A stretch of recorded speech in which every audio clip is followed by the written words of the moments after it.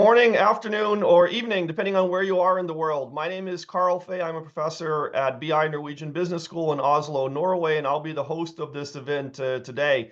My co-hosts who do some of the other webinars are Klaus Meyer and Stephanie Wong.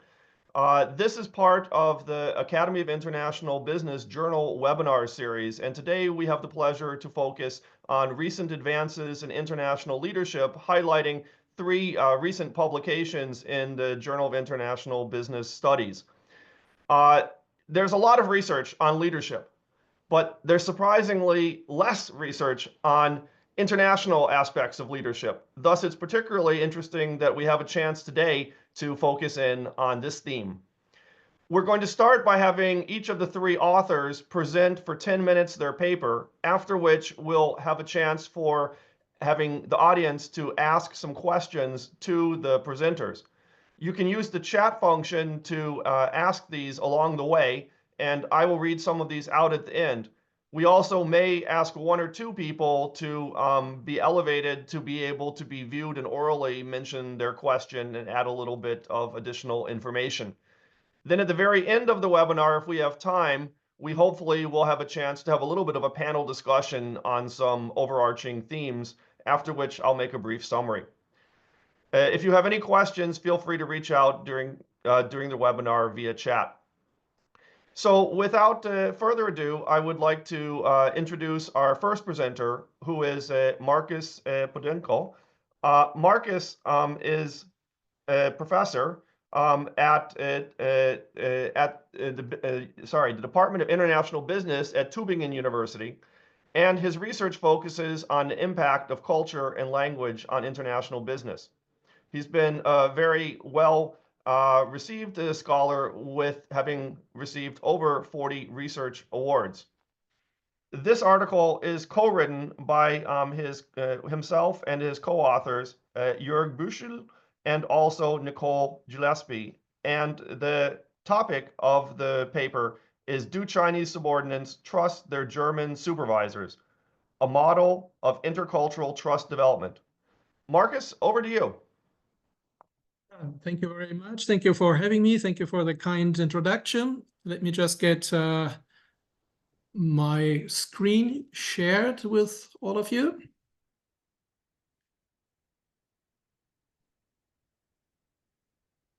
So here we are. All right, so thank you very much. And let's get started by focusing on, first of all, on the subtitle, a model of intercultural trust development. So that was our purpose, to focus on trust development, on international trust development, that you can see specifically now from the main title: Do Chinese subordinate, in our case, subordinates trust their German supervisors? Carl, you mentioned already the authors. Let me just say, so Jörg Bücher was my PhD student, and this is in fact actually also still part of his dissertation. The two of us, we specialize in cross-cultural management, and then somewhat later in the publication stages, we also brought in Nicole Gillespie, who is indeed focusing very much on trust research. So some very brief remarks just related to trust research in general. So trust in OB has certainly a very prominent place. So there's a journal on trust research. There are conferences on trust. So it is very well established, and the focus is very much on antecedents, or trust being an antecedent of work outcomes such as performance, for example, obviously.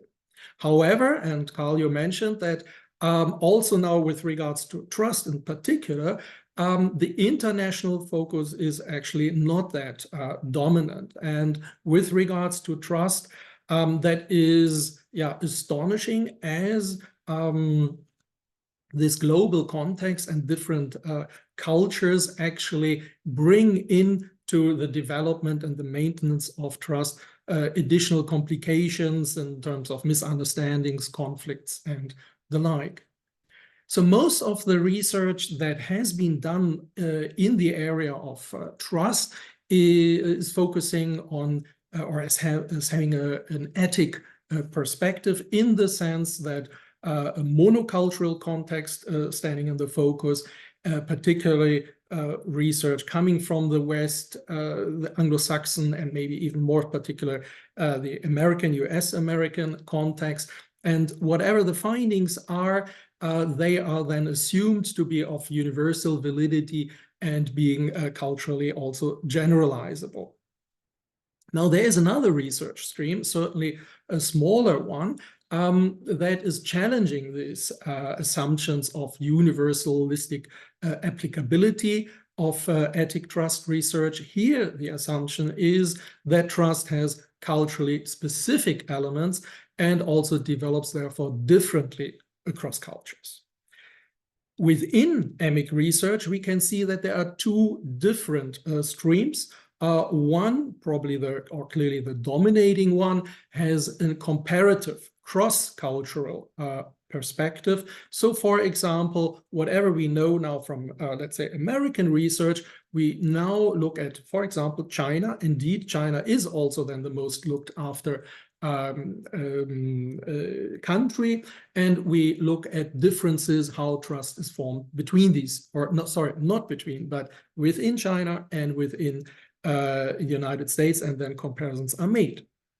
Now, the other and clearly less or prominent research stream is the interaction-based intercultural trust research that is now looking not at how trust is formed in China in comparison to trust being formed in the United States, but in this example, how Americans trust the Chinese or vice versa. So here the assumption is that trust development is significantly different in intercultural compared to monocultural trust relations. Now, we can say that within this small stream, and there are really only a few papers on emic intercultural trust research, that this research has so far taken a more static perspective. So what has been looked at are the antecedents of cultural development or cultural impediment, trust development or trust impediments. And what has not been looked at sufficiently are certainly dynamic processes such as cultural acculturation processes, acculturation, negotiation, learning processes. Now, most emic research so far has been conceptual, so we don't have much empirical data, and also not really looked at was hierarchical differences. So actually a context that is quite prominent in organizations. With regards now to these limitations, or considering these limitations, our research question now has been, how does trust develop in intercultural relationships between, now specifically, Chinese subordinates and the German supervisors? So the trusters are therefore the Chinese subordinates, the trustees are the German supervisors. A few comments on methodology. So given that there has not been much research in this area, our research is explorative, based on qualitative, interview-based research. It's an inductive approach with the objective to form mid-range theory.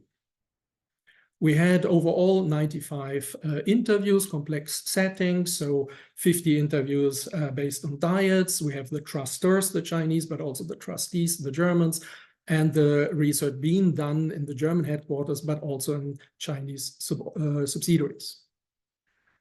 Interviews being done, German, Mandarin, English, 1,500 pages of transcripts, the usual data analysis based on coding and then subsequent data aggregation. I don't want to get into that too much.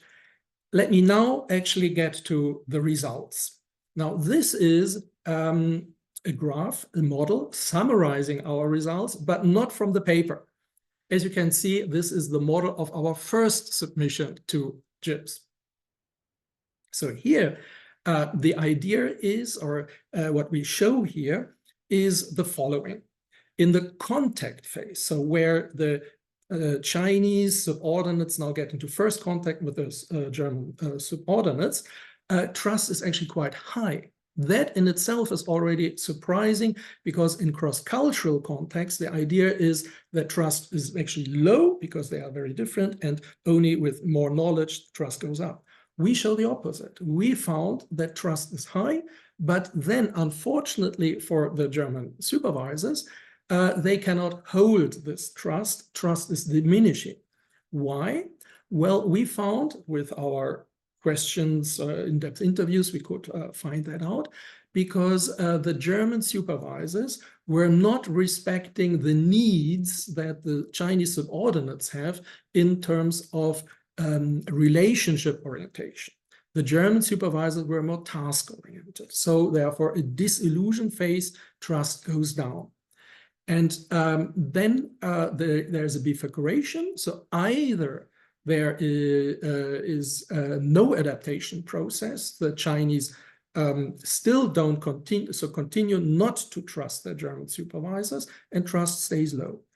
Or the Chinese actually understand that the Germans have a different way of leading, and therefore a cultural adaptation process starts and more trust is developed. Now, again, this slide is not in the paper. I wanted to show it to you because this is very simple, and we got actually criticized then by the reviewers by being too simplistic. So we had to develop more. And one key aspect that we had to develop more was to have different actors as the Chinese trustors. So let me show you here a more complex model that we have developed in the meantime. So the initial phase is, you can see the initial contact phase, trust is again relatively high. Now we have now three different actors of Chinese trusters, being cosmopolitans. Those are the ones that come from major cities in China, had exposure to foreign countries, have studied abroad. And the difference or the opposite being the culturally bound. They are those who never had really much exposure to foreigners and were not really also willing to engage much with foreigners. And then we have hybrids who are in between. Now, starting from the initial contact phase, the cosmopolitans, they actually had high role expectations that were also met by the Germans because they acted in a Western way, and the Chinese cosmopolitans appreciated that. Trust increased even and remained high. Now, for the two different actors, so the culturally bound and the hybrids, there was this trust disillusion phase that I just mentioned before. With those, mainly the culturally bound, trust stayed low, there was no change, whereas with the hybrids, there was a cultural accommodation where trust increased over time. So that was now due to the fact that, again, the Chinese understood that the way of how the Germans think is differently, and therefore there was an early acculturation phase. And if they even not only understood, but even appreciated the German way, this was then the mature acculturation phase. So with also high degree of trust. My last slide is, and I'm focusing just on one contribution to IB research. We are stating that this intercultural trust model that we established is actually variform universal, following a combined universalistic particularistic paradigm where certain aspects, more the shell if you want to, follow ethic concepts. For example, we think that in all countries we would have culturally bound, we would have hybrids, we would have cosmopolitans. But what means now culturally bound? So the cultural content, that would be then emic. The same applies to psychological mechanisms. Also here, role expectations, cultural accommodations would be ethic, cultural contact would be more emic. To conclude, so intercultural trust development follows ethic principles, but having also specific emic manifestations. And with that, I conclude. Thank you very much. Thank you very much, Markus, for a very interesting presentation, also sort of broadening up a little bit to help us understand the field more broadly. We are now going to move on to Dimitrios Georgakis, who's a professor of international business at the University of Leeds. He's also an associate editor of the Journal of Management Studies, and his research interests include the micro-foundational roles of strategic leaders in multinational enterprises, the role of strategic leadership interfaces in organizations, and the impact of executives' dynamic international managerial capabilities on organizational outcomes. He's going to talk about his paper, Strategic Leaders in Multinational Enterprises, a Role-Specific Micro-Foundational View and Research Agenda, which is a perspective piece that was published in JIBS, which he wrote together with his co-authors, Mads van der Vadelsberg, Tommaso Vallon, and Peder Greve. Dimitri, over to you. Thank you so much, Carl. Thank you, everyone, for attending this webinar. It's really a pleasure and honored to be here today. Sorry for my voice change. It's just for some small sickness I had the previous days. I hope you can hear me well. In this presentation, I will present to you a paper which has been developed with my colleagues from Helsinki Business School, as Carl mentioned, and has the title Strategic Leaders in Multinational Enterprises. So the theoretical base we take in this paper is a micro-foundational lens. This lens implies that the various phenomena we have observed in international business and the various relationships that have been tested can be deducted to a more micro level focus in order to understand and unpack really the black box of why multinational enterprises behave and act the way they do. Actually, international business research has naturally been focusing for many years at the macro level, assuming that multinational enterprises can act and behave in a similar way that humans do. But in actual reality, it is the case that only managers in these firms, in these multinational enterprises, can think and interact to determine managerial choice. And therefore, the micro-foundational lens allows us to shed light on these micro-level interactions and the processes through which such choices emerge at the micro-level.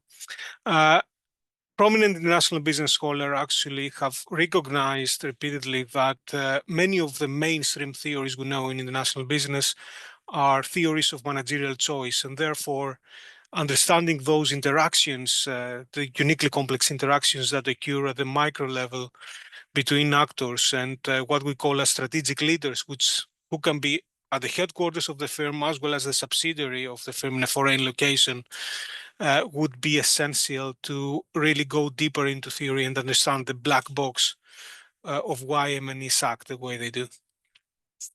So in this perspective study, we develop a role-specific micro-foundational framework, which focuses on two main micro-foundations, which are really embedded in the literature. One is bounded rationality, which refers to the fact that decisions, in most of cases, are occurring from incomplete information of decision makers, and therefore they are not rational choice made. They are subject to the bounded rationality these decision makers have when they shape their decisions. The second is bounded reliability, which refers to the fact that managers often rely on others to enact these decisions or to implement these decisions, especially in large firms like multinationals or other large organizations. The person who makes a decision is different from the person who implements. So there is a reliability, bounded reliability aspect on whether this decision made would be implemented in the same way by the other party, and if it would be subject to opportunism or an intentional decide. Now, while these two micro-foundations exist in every generic context when decision makers make decisions, it actually becomes unique in the AIB, in the M&E context, for the simple reason that these two micro-foundations become more heightened due to compounded distance, economic, cultural, geographic, and political in M&Es. Decision makers at the head office rarely have perfect information, and they have to rely on others in foreign locations. So this makes bounded rationality and bounded reliability heightened in this context, and therefore needs these leaders, these multinational enterprise strategic leaders, to develop interfaces between them between subsidiary headquarters or within unit interfaces in order to be able to overcome this or economize, if you want, on this bounded rationality and bounded reliability issues. So what we do in this study is we say that in order to really unpack the black box of why MNEs act the way they do, it is important to first understand the main roles these strategic leaders in MNEs have and how these roles in their enactment are affected distinctly in the MNE context by bounded rationality and bounded reliability. And this picture here demonstrates how interdependent these actors can be in the MNE context, like different wheels, which one moves the other. And if one stops working properly, then the other is affected as well.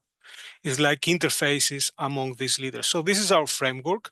We try to clarify two aspects. So what are the unique roles of MNE strategic leaders that are distinct in the MNE context, and how their enactment of AIB strategic leadership roles is influenced by the two core micro-foundational processes, bounded rationality and bounded reliability. So here we actually, through a consideration of the literature over the last 40 years, plus some developments in management research broadly, we identify 5 main roles. And these roles, as you can see, are enacted through interfaces within the headquarters between, for example, the CEO and the top management team, or other corporate actors who make decisions. At the foreign subsidiaries separately within unit executives, as well as multi-level interfaces, where managers at the head office affect or are influenced by managers at the subsidiary level. This leads to bounded rationality economization or increase in some cases, which in turn affect MNE context and outcomes. And in turn, these outcomes redefine the roles and affect these roles these roles are socially determined and negotiated in the MNE's social system. The first role is making international strategic decisions. When it comes to multinationals, as I said, head office is having often imperfect information about what happens in a foreign distant subsidiary, and therefore is subject more to bounded rationality. For example, in the case of Walmart, when many years before tried to enter Germany, they didn't have enough information about the country, or even if they had, they underestimated the difference between the host and the home country context. As a result, due to this bounded rationality, they make decisions to enter the country and also to further implement their strategy within the country, which led to failure. So is the multinational responsible for this? Or is the person who is making decisions within the multinational or the group of individuals who make decisions within the multinational, and how they can economize on bounded rationality and bounded reliability after the decision making to ensure effective decision making and high performance? So how can decision makers can economize, and then how these decisions eventually affect organizations and multinationals? The second is acting responsibly and responding to the various demands of diverse stakeholder groups across locations. We know that multinational enterprises refer to various cultures, to various countries, so these countries have different stakeholders inside them, different expectations. So how multinational enterprise strategic leaders can overcome bounded rationality and enhance their understanding of what are the diverse stakeholder demands, which may be conflicting in some cases, and then identify processes in order to facilitate interaction in decision making. Managing international HR is another important factor. We see that many multinationals are facing high shareholder proposal pressures for human rights and for transparency in value chains. So what AIB strategic leaders at the head office of the multinational and at the interface of the subsidiary level strategic leaders can do to become more informed about these various demands, these various expectations, and facilitate more of high-level leadership, of intercultural leadership across the globe, of a diverse and culturally diverse workforce. Spurring international innovation is another key important role of MNE strategic leaders, which is actually affected a lot by the relationship between head office executives and subsidiary level executives. We know that many subsidiaries try to hoard sometimes information about innovation practices to enhance their performance within the multinational. and therefore retain their position within the multinational enterprise system. But what is the role then of strategic leaders at the head office to develop such relational interfaces in order to ensure that knowledge and innovation practices are disseminated within the M&E to uplift the overall innovative capacity of the organization, of the international organization? And then finally, managing conflicting global integration and local responsiveness demands is a very other important super role that they have in the M&E distinctly. And we can see that in various levels. We can see that within M&E's headquarters and subsidiary level, but also at the interface between the M&E and political actors. So what interfaces strategic leaders use and have in order to build the within the M&E network, but also to expand their network outside the multinational and affect their political influence and their political power all over the globe. So here are some references. I will keep it short, Carl. I hope I'm on time. Thank you very much. Thank you very much, Dimitrios, for a very thought-provoking presentation. I'd like to remind everyone that you can use the Q&A area or the chat to add some questions that you'd like to be answered. Normally, we find with academics, too many questions. We can't answer all of them. We don't have any questions yet, so don't be shy. Please enter your questions. We now move on to our third presentation, which is about cultural congruence or compensation, a meta-analytic test of transformational and transactional leadership effects across cultures. And this is going to be presented by the paper's first author, which is Thomas Rockstuhl. Thomas is an associate professor at Nanyang Technological University. He's also the director of psychometrics at the Center for Leadership and Cross-Culture. He studies the generalizability of theories across cultural contexts and also explores the conceptualization and nomenological networks of intercultural capabilities. Thomas, along with his co-authors, Dongyan Wu, James Dulborn, Qingwei Lau, and Julia Hawk, have written this paper. Thomas, over to you. Thomas, you're muted. Yep. Need to unmute. Thank you so much, Carl, for the lovely introduction and for introducing my co-authors as well. So I'm absolutely delighted to present the work that me, Dongyan Wu, James Dulborn, Qingwei Lau, and Julia Hawk were able to publish in the Journal of JIPS. So our work is on cultural congruence or compensation in the context of transformational and transactional leadership. And let me go to the next slide. Okay. The starting point for our project is this actually long recognized idea that in order to understand leadership, we have to consider the context in which leadership occurs. And typically, there are two aspects to the context that people have pointed to. One is the group situation in which the leadership occurs. And then secondly, the culture in which leadership is embedded. And we do find that a lot of research has focused on the cultural aspect, maybe a bit less on the particular group situation. Within cultural research on leadership over the years, sort of three competing theoretical perspectives on how culture affects leadership have emerged. The first one is cultural congruence, which basically says as long as leadership matches the expectations of a particular culture, it would be an effective way of influencing people in that culture. The cultural compensation effect argues for the exact opposite, to say that it is leadership that pushes the boundaries of what is culturally expected that is actually most effective in getting things done. And then the last perspective is one of cultural universality, which basically assumes that the effectiveness of different leadership behaviors will be universal across different cultures.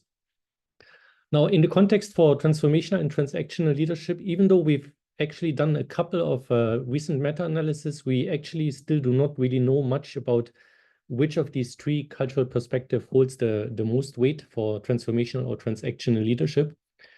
And the way I like to think about this is in terms of the fable of the blind people touching the elephant, where everybody touches a different part of culture or a different part of the outcomes of leadership.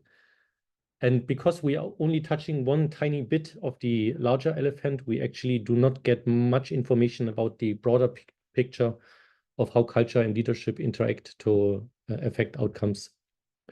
So what we wanted to do in this meta-analysis was to take a more integrative perspective to study the effects of culture on leadership very, very broadly, and by also looking at the different outcomes of leadership. So to be able to theorize some boundary conditions of when perhaps the cultural congruence or the cultural compensation effect would be more relevant for leadership outcomes. In terms of theoretical background, we kind of draw on quite a different number of literatures. So the first one is obviously the distinction between transformational and transactional leadership, where you can think of transformational leadership as leadership based on building close relationship with followers and establishing trust and commitment with followers. Whereas transactional leadership is more about motivating followers by being very specific in the contractual agreements you develop with them, and being very explicit in task expectations. In terms of national culture, there are different frameworks in the culture in the literature. Here we focus primarily on culture as a descriptive norms. So what are perceptions of typical cultural practices, primarily drawing on the research of the GLOBE team. The reason why we focus on culture as practices and not culture as values is because there's some research suggesting that norms are actually stronger guides for behavior when the behavior is publicly evaluated. And we find that with leadership, because leaders are typically the public interfaces for the company, their behavior should be very much publicly evaluated. And so we expect that cultural practices should be stronger effects on their behavior than cultural values perhaps are. Now, if you're familiar with GLOBE has like 8 cultural dimensions that they kind of identify, which we felt was a little bit too many dimensions to put into one paper. In fact, also because some of the dimensions are quite correlated with each other. So what we ended up doing for the paper is actually develop a second order factor solution on the GLOBE data, which converges on 3 broader factors. The first one being a kind of performance-focused culture, which combines the cultural dimensions of performance orientation, future orientation, and uncertainty avoidance. So these are values or practices related to structuring tasks and having a focus on how to do work in a particular context. The second factor is a vertical differentiation. So that captures the dimensions of power distance, gender egalitarianism, and in-group collectivism. So these are elements of how different groups with different status are seen as quite different from each other, or can be seen as a bit more similar to each other. So power distance may be the most direct translation of the idea. And the last factor is harmony, which kind of combines assertiveness, humane orientation, and institutional collectivism. So these are more what we generally would consider as collectivistic kind of orientations, to what extent group harmony is important for the particular culture.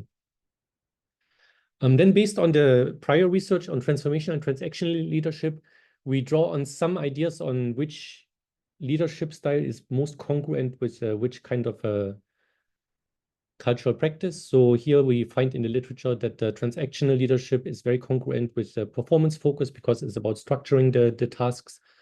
Also with vertical differentiation, because a lot of emphasis is given on the leader being the one that is structuring the work for the follower.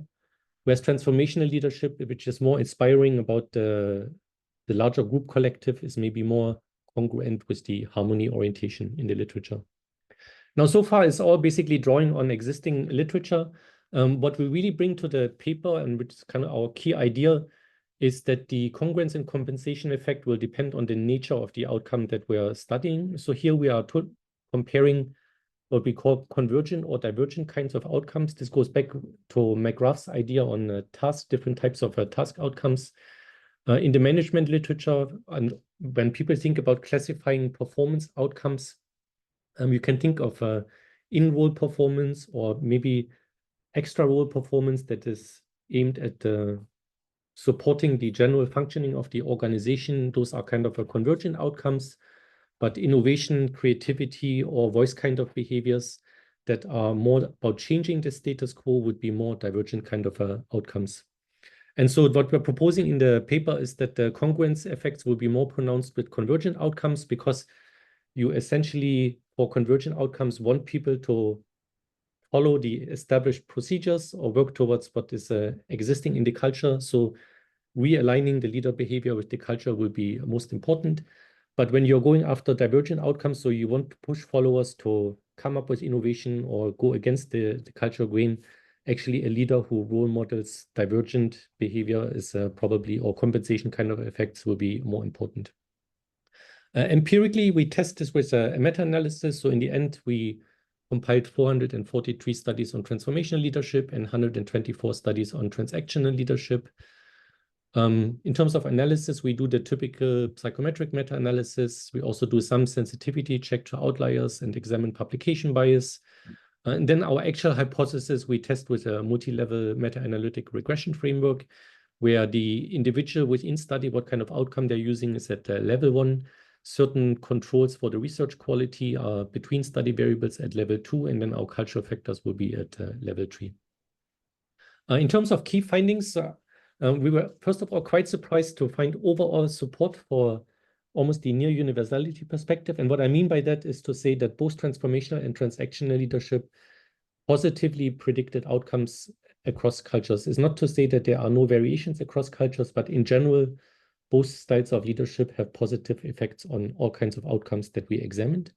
We did find some support for our hypothesis that the joint consideration of the type of outcome and the cultural factor helps in understanding how leadership is affected by culture. So for the harmony factor, we found that the cultural congruence effect was stronger for convergent outcomes in line with our hypothesis. For performance focus, we found that the cultural compensation was stronger for divergent outcomes. So that was also in line with our hypothesis. We did also find some unexpected interactions. So for the vertical differentiation, we had initially hypothesized that compensation effects would be stronger, but we found that compensation was actually stronger for convergent outcomes. When we post-hoc dug a little bit more into the actual underlying data, we noticed that perhaps one of the reasons for this happening is that the congruence is not of a vertical differentiation with transactional leadership, but may actually be more aligned with transformational leadership. In terms of the implications, and then I'll end there, I think there's some case to be made for a more joint consideration of different leadership styles. So let's examine a broader array of leadership factors. I think we can enhance the construct specificity, meaning what kinds of outcome we're actually looking at to better understand cultural effects. And I think there's some benefits for integrating the cultural congruence and compensation effects with the particular performance demands of the organization. With that, thank you so much. And let's open the floor for the discussion. Thank you very much, Thomas, for a very clear and interesting presentation. So now we're going to move into the question and answer part of the session. And I would encourage everyone to enter some questions that you have under Q&A, or if you have any challenges in the chat. We do have one question already, and that was given by an anonymous attendee, and that I think is for Markus. And it says, how would trust change in, say, an acquisition of an M&E? Would the most important thing be to consider the company culture or home country's culture, or the merging or acquired firm? Interesting question. Thank you very much. Challenging question. Certainly not something that I could answer from the data or so that we have obtained in our study, as we did not look at all at corporate cultures. So therefore, I guess that is not a question that one can answer. It's either this or it is that. I think, well, the usual answer applies. It depends. So it depends on how far the national cultures are away and how far the corporate cultures are away. And that does not necessarily have to be correlated. So we can even have in a domestic context corporate cultures that are very far away. And if you think then about, let's say, a merger between competitors, close competitors, where you always saw the others maybe for decades as the key enemy or so, to build trust in that context might be much more challenging than to merge or acquire a company far away that you have never heard of. Then you have the challenges of different national cultures, but you don't see the other with initial, at least, mistrust. So I guess there are so many components that you have to consider that it would be impossible to give a generic answer. I hope that helps to answer the question that you had, but thank you. Thanks very much, Markus. So we have a second question from Masun Gulshani, and I think this is to all of you, which is, what are the implications of these findings on how we should develop future leaders? So who would like to start off with this? Maybe Thomas, you'd like to give it a try? Sure, we can go around, yeah. So I think there's two levels of implications for leadership development. One is, I think we would be well served in compiling some of the information about the cultural differences that we observe. So under what conditions and in what context, what kind of leadership behaviors will be more important to leaders, so that we can provide them with the ammunition to adjust their leadership style if necessary. The second piece is, and I think Markus and I, we are maybe sort of thinking along the same lines there, is one thing to notice the cultural differences across cultures, but there's also the bridging of the cultural differences in an intercultural context. So what happens when I have German leaders working with Chinese subordinates, or what happens if I reverse the scenario, I have Chinese leaders working with German subordinates? For those contexts, we do have some information also about the kinds of capabilities that are necessary in leaders. So you can think about it as cultural competence. I study quite a bit on cultural intelligence as a concept that's trying to identify specific skills or capabilities that leaders need in order to be effective when they are crossing the different cultures. In cultural intelligence, one part is obviously knowledge of cultural differences. So this is where all the research on cultural differences that we get from comparative studies would be helpful. But we also need to teach leaders on their strategic capabilities, their sense-making capabilities, their behavioral capabilities, in terms of, it's not just enough to know what the differences are. If you are not behaviorally able to then flex your leadership style according to the different situations, it may also not have the desired effects.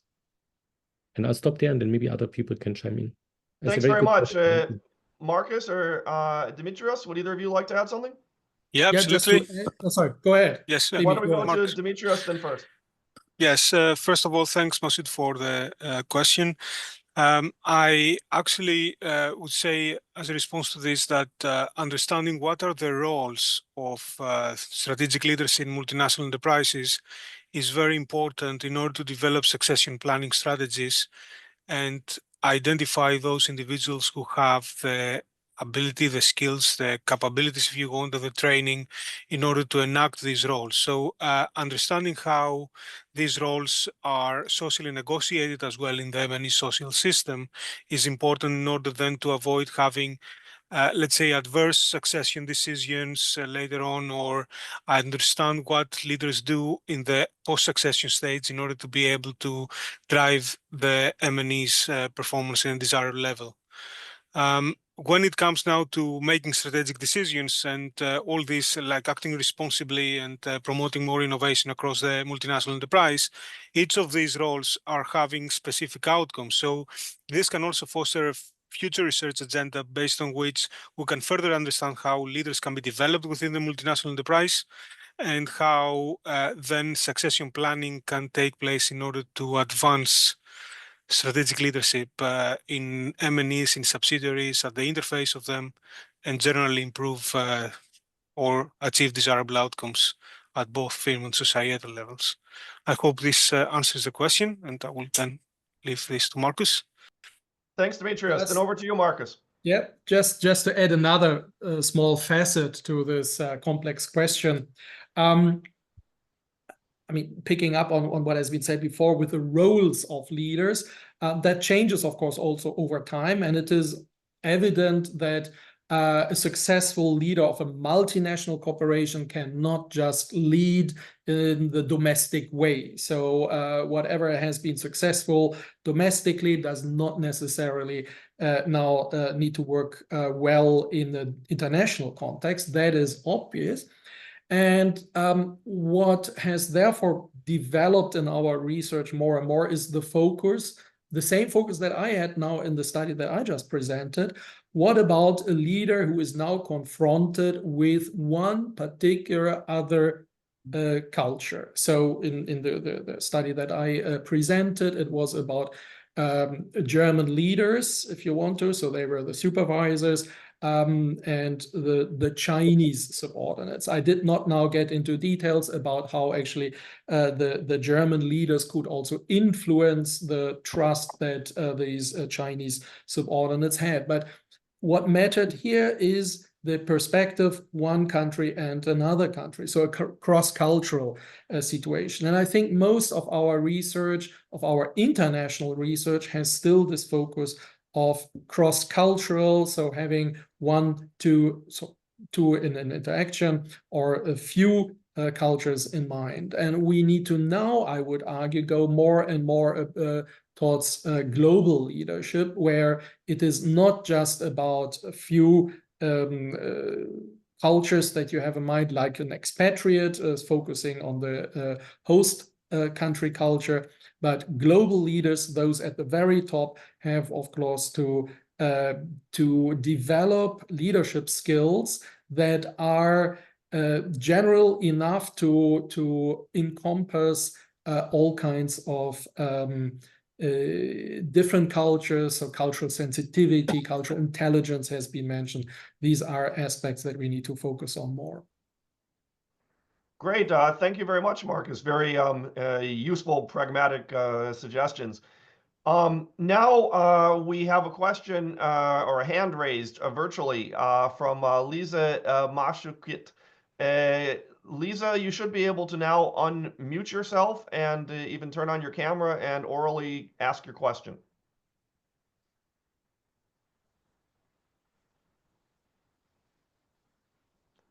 Lisa? Well, while you're working on that, let's move on to the next question. Let's go on to Marie Smith, who has a question for Thomas. Did you find that cultural dimensions affect or moderate the relationship between, say, transformational or transactional leadership and employee performance, and ultimately organizational outcomes? Thomas? Yeah, a great question, Marie. So yeah, I went very fast in the results section, so maybe that kind of got lost a little bit. First, we did find, if we just look at the culture as a moderator of the effects of transformational or transactional leadership, that indeed cultural factors did moderate the relationships between both transformational and transactional leadership to employee performance outcomes. We had some studies in the meta-analysis that also examined performance at the group level, which may still be a little bit removed from ultimately organizational outcomes. So we do not really have data on organizational outcomes. We would generally expect that employee performance will translate into organizational outcomes, but that would also be an area for future research to test this link at the organizational level in particular. Thomas, could you tell us maybe for one dimension, or show us for one dimension, sort of this moderated relationship? What was it looking like? So, yeah, let me, maybe I go back to my slides and just spend a little bit of just a second on the.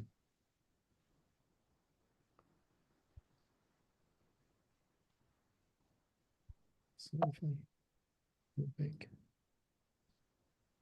So if maybe we take for a moment the for convergent outcomes, so this would be in-role performance and extra-role performance within the organization. We find that generally effect sizes of transformational leadership are stronger as the harmony practice increases. So this is consistent with the overarching idea that the transformational leadership is congruent with this harmony factor. But the type of outcome moderates further this overall positive effect of harmony culture. So for convergent outcome, the effect is even more pronounced than it would be for divergent outcome. It's not so much that it disappears when it's divergent, but the effect is less pronounced. Okay. For performance focused, on the other hand, if we look at performance focused and transformational leadership, generally the relationship is probably negative on average, but again qualified by an interaction with the type of outcome. So when there's a divergent outcome, as performance focus increases, the effect size really gets a lot smaller for the effects of transformational leadership, whereas for convergent outcomes, the effect size sort of stays positive across the whole range of the performance focus variable. Okay, thanks, Thomas. That's really helpful and interesting. Markus, we have a question for you that Lutz Prius asks. She says, in your published figure, trust is higher for cosmopolitans than hybrids. Do you mean to suggest that hybrids never reach the same level of trust as cosmopolitans? Or is this more a limitation of putting things into one figure? Yeah, interesting question. Of course, we never really looked at, we never counted. I mean, this would go against the very spirit of qualitative research. I mean, we had 95 respondents. That is a large amount, but we could never claim generalizability. So already from the start, we had not that many cosmopolitans, so maybe 25. 25 were culturally bound, and then the majority, so around 40, 50, were then the hybrids. But indeed, for these high degree of trust, I would say, so where it was also about identifying more with the foreign, with the German culture, that this degree of commitment, of high trust, was probably pretty much exclusively an aspect that was shown by these by the cosmopolitans, because they had from the start that mindset that we really want to be there where also the Germans were, whereas for the hybrids that was more a developmental process, and also not every hybrid actually went all the way towards the mature trust situation. More superficial was actually there the norm, where they understood that the Germans act differently and therefore accepted that without adopting that. Okay, we have one other question relating to organizational culture again, asked by an anonymous attendee. And that is, I would like to know the panelist opinion on the relationship between organizational culture and the development of inclusive leaders. Would anyone like to try to tackle that? I can go first, you wish. Please, Dimitrios. I think this is a very interesting question. And actually, the question that pops up out of this is what level are we talking about? Because when we talk about organizational culture, perhaps the executives at the head office are those who also influence this culture. So I think it needs to be considered from a lens that top-tier executives may also have, let's say, cascading effects also in subsidiaries or within the multinational with regards to how inclusion is considered in the M&E, and then via their relational interfaces and their effects through interaction from other managers in foreign subsidiaries, they may pass this culture and the development of this culture within the subsidiary level. And this is important to be able then to unify them in a given direction with regards to how leaders are developed and how leaders are developed in a way that they are inclusive. Okay, thanks. That's really helpful, I'm sure. Markus, could we ask you to share your model that was not included in the Jibs article?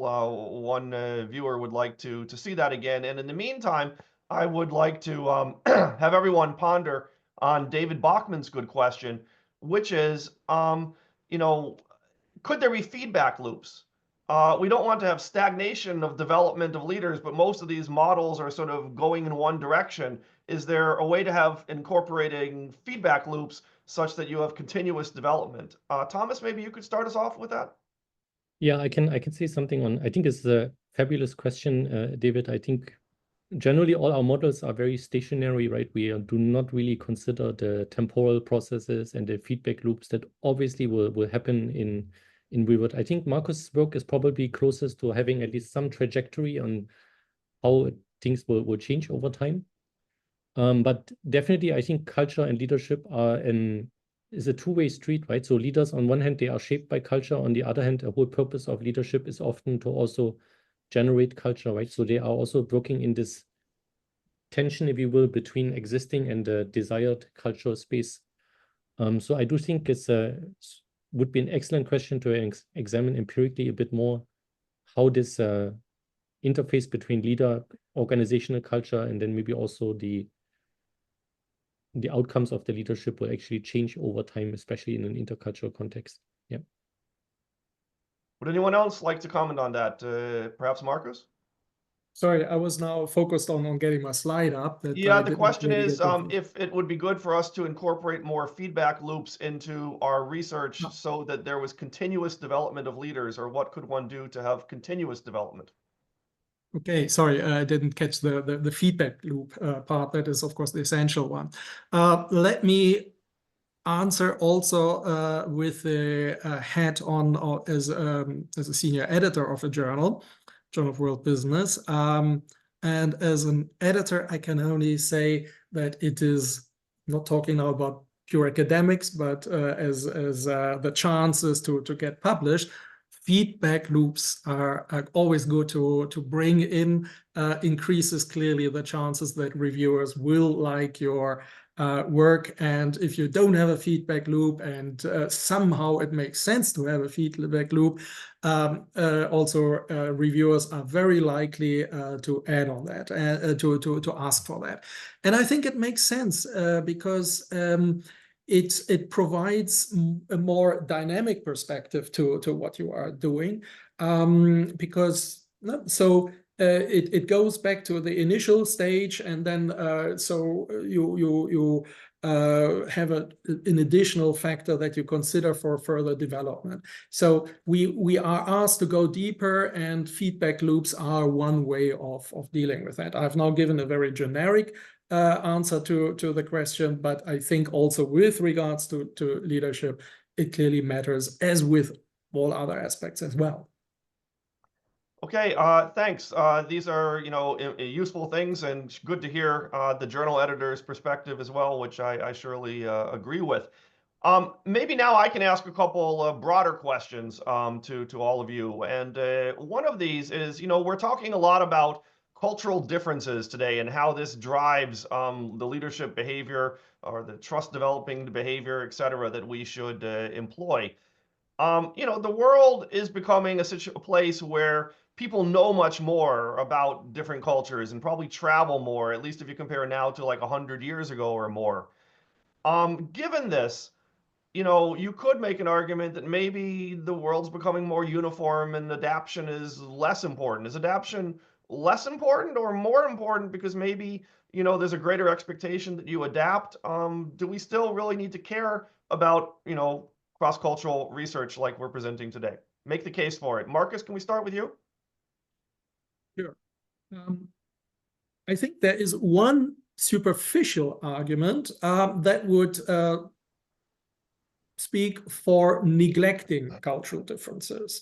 So if you take a long-term perspective, you can clearly acknowledge that over, 100 years or so, more and more convergence tendencies are visible. How we dress, one language being now much dominant in business. So many things have converged. So you could therefore argue, well, if so much convergence takes place, why should we care about those remaining differences? However, I would argue that these remaining differences that we still observe are as relevant as the larger extents of cultural differences that we have seen before. So it is about competition, and think about a racing car. In earlier times, racing cars look very different, and they had different performances. Convergence took place. Think about Formula One cars, they all look similar. So convergence, yes, but that does not mean that the remaining differences that are now measured maybe in milliseconds instead of seconds are therefore becoming irrelevant. So those remaining differences also in culture matter also for companies, because those who are dealing with these subtle differences better than others will still be outcompeting those who are neglecting that. So therefore, conclusion for me is that these remaining differences in culture need to be addressed in the same way as bigger differences had been addressed in earlier times. Okay, Thomas or Dimitrios? Either you want to I add? mean, just to build on what Markus is saying, I think there's obviously also the back tendency towards more cultural separation, so that not only cultural convergence is happening, so it may happen in some areas, but it may also not happen in other areas. You just take the whole populist movement that we've seen politically in the last couple of years, right, as a countermeasure. I think there is also an increasing recognition of cultural differences, not just at the country level, but also within countries. So countries themselves are becoming culturally diverse. So leaders who in the past may have only needed to manage monopolitically Americans or white Europeans, now their companies, the employees are becoming culturally diverse. This could be in terms of ethnicity, it could be gender, it could be other kinds of backgrounds that become more and more important for leaders to manage, that are also cultural interfaces. So I always like to think of culture not only at the national culture level, which obviously we study a lot in international business because it's very stark as a difference, but it also happens at the more nuanced levels within countries, obviously, as well. And those are also interfaces where leaders do need to manage cultural differences, perhaps even more so today than in the past. Great. Dimitrios, do you want to add anything? Yes, so I would just concur with Thomas and Markus, particularly with Markus' point that it is about competition as well. While there are cultural differences that come perhaps converge, as you mentioned, Carl, they are still there. So the cultural differences still exist. And there is a given level of competition where multinationals have to learn how to deal with these differences in order to increase their success.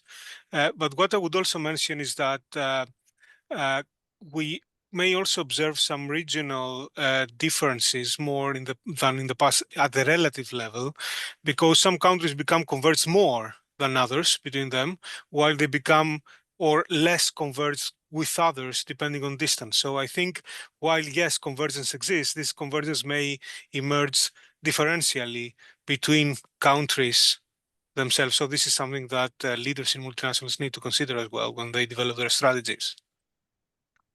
Okay, thanks. Interesting insight. Fairly congruent views, but some different nuances. We have two Asian experts on the panel, Thomas and Markus, and I'd like to turn to you and ask you, now there's a trend around the world to have greater empowerment, flatter organizations, and there's a lot of studies that suggest that to make innovation more easy, one needs to, have these flatter organizations. But, Asian cultures tend to be fairly hierarchical.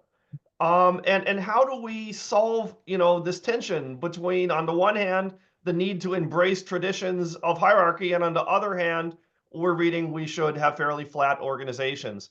Thomas, can we start with you? Okay. Yeah, it's a very interesting question. I think it's a little bit of a paradox also for organizations in practice, because many Asian companies, their management teams are also schooled in Western business schools, so they are oftentimes indoctrinated with our Western assumptions about empowerment and how it may operate in to facilitate innovation, and then they come back to Asian countries and trying to implement some of these procedures, and it may not necessarily work in the same way. I'm not sure whether the general assumption of because empowerment itself is to me a little bit of a homonym also, so we may mean different things by empowerment in different cultural contexts. So it's also a concept that in itself does not have a universal meaning. So maybe the way to translate this when you are crossing into other cultures is to then think, what does it mean to facilitate the generation of innovative ideas in different cultures? And maybe in one context, it means that everybody has to speak freely in the meeting and be empowered to voice their opinion. In another context, this may mean that leaders have to build consensus around the ideas that people have first before they can bring them up in the meeting from the leader side. Okay, thanks very much. Markus, what do you think? Yes. Let me relate what Thomas just mentioned with also a concept that I had in my presentation, which is the differentiation between emic and etic. So we could argue that this flatter hierarchies is something universal and therefore more etic, but how this is now implemented is very much still culturally different. So therefore an emic perspective. So yes, also in Asia, we might now say, well, we are all on the same level and therefore we have all the same say. But at the same time, you would probably observe that Asians are keen to understand who maybe is 1 year older than the other, because that person would then be more senior and would have maybe more certain privileges to say what maybe the group consensus has built up before. So if you want to, through the back door, culture still will reappear, and it would be an illusion to think that if we talk about flatter hierarchies and also, let's say, Asians having been to a Western business school and have learned about the relevance of flat hierarchies, that this would then just be applied in the same way as it would be applied in the West. So one aspect is the overall shell of this new instrument, or it's not necessarily new, but maybe for these countries new, flatter hierarchies, but then the implementation, culture, I'm sure, will still crawl in. So Markus, just to push you a little bit on this, can you help us understand what that difference in implementation might look like? Can you give 1 or 2 examples of how it might be different in Asia? This kind of almost silly example that I gave you was already so when Asians try to figure out, knowing that in principle they are on the same level, but still they want to understand who is maybe just 1 year older, because that gives this person already a seniority, and that is of course a contradiction to the idea of flat hierarchies where people on the same level would have the same power. So that is an example where culture can come in, and also in ways that we might have thought to have overcome. For example, also with gender. Yeah. So it's one thing to say we are all equal, no matter if you are a man or a woman, but you would probably see in a meeting room that the person speaking up, also speaking for the group, might be more a male than a female. These are the cultural aspects that come in despite this egalitarian aspect. Carl, just one thing, not that we forget, I think you had asked me to bring up this slide. I think the question was not still asked about that, not that we forget this. Yeah, there wasn't a question yet. I think the person just wanted to look at it. Maybe a question will come with time. Okay. Another question for all of you, and that is that, you know, increasingly now we're in a world that has people working virtually. Some people working totally virtually, some people working a little bit virtually. And I guess some of your studies might have incorporated, you know, some people that were part of the time, or maybe even always, I don't know, working virtually. But in any case, it wasn't a sort of specific comparison to how you were doing things in a physical environment versus a virtual environment. I wonder if you could comment, speculate a little bit, drawing on your practical experience, you know, any differences you think your results might be if this was sort of a all or mostly virtual study that you had done, you know, or if you prefer to talk about some other theme rather than your study. And Markus, perhaps we can start with you. I mean, how do we build trust if we're never meeting the people physically? Are there any differences that we should keep in mind? Absolutely, absolutely. So first aspect, I think for trust building, it is essential that you come together. And therefore, we should not perceive the question of virtual work as like binary, never working together, and only a virtual or the other way around. So for team building, still it matters that teams come together, at least in an initial phase or regularly. That is clearly very essential for building up also familiarity, because you need to what needs to be replaced somehow is this talk over the coffee machine. Now that we would not have by always only talking about the job. There are certain techniques that you can also replace that virtually, by saying, well, let's have all a coffee break, even though that might apply for some to have a coffee break in the middle of the night, and so that would be then keeping them only up with additional caffeine. But so trying to also create rooms for informal talk. Informal talk, I think, is essential for building up certain things like trust or familiarity within teams, that you know where the other is also coming from. Maybe just one study that I also did myself with Helene Tenzer. We looked at the use of language in virtual communication, and found that if you had language problems, and that is usually what you have in an international team, then you resort to those techniques, media techniques that are asynchronous. So you are not very sure if you understand what the other one is saying, so you prefer writing an email.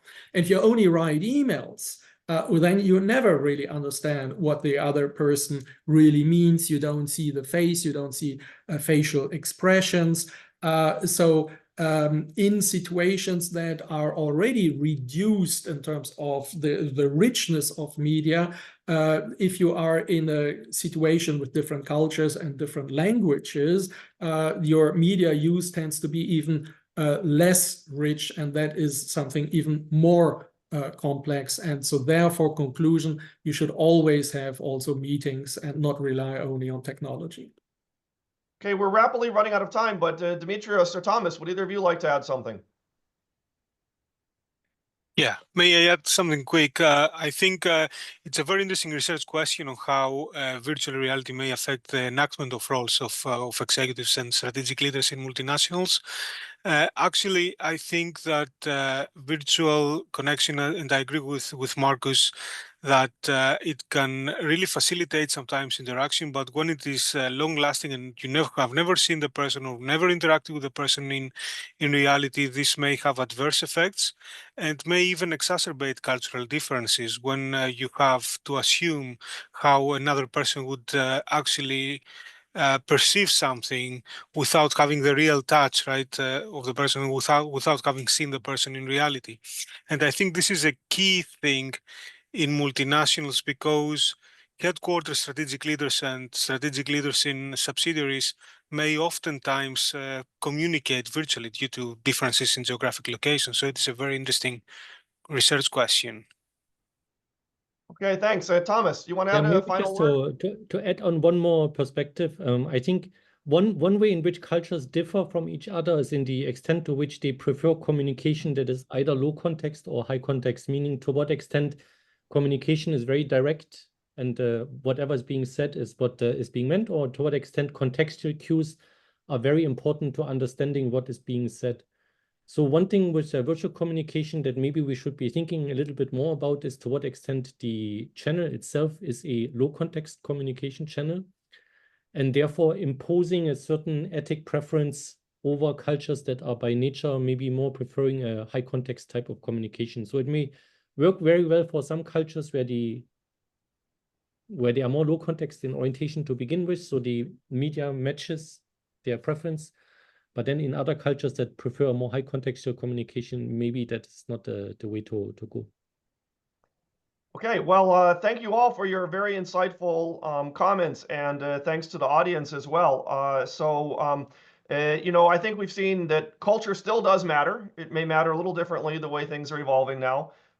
We also, you know, have seen that despite all the work that's been done on leadership, the area of international leadership really hasn't received nearly as much attention, and so there's a real need for studies like yours and future studies. So hopefully we'll see more work on international leadership in JIBS and other journals moving forward. Also, I think today's session was an interesting presentation of very diverse methodologies that we could see each played a useful role. You know, the qualitative study that Markus had, being able to really go a bit more in depth and understanding sort of the how questions. And on the other hand, some quantitative studies, including meta-analysis, really being able to have this broad perspective. So I think that's really useful. There's a role for many different diverse methodologies. Again, would like to thank you all for today. If you know someone who didn't get a chance to see this webinar and would like to, they are recorded and they'll be placed on the AIB website and also on the AIB YouTube channel. Also would like to remind you that you don't have to wait long for the next installment of the AIB Journals webinar. The next one will be on November 22nd at 2 o'clock UTC, and we'll be focusing on global mobility and M&E competitiveness. I hope you all decide to tune into that. Thank you all again for a great session today. Thank you. Thank you so much, everyone.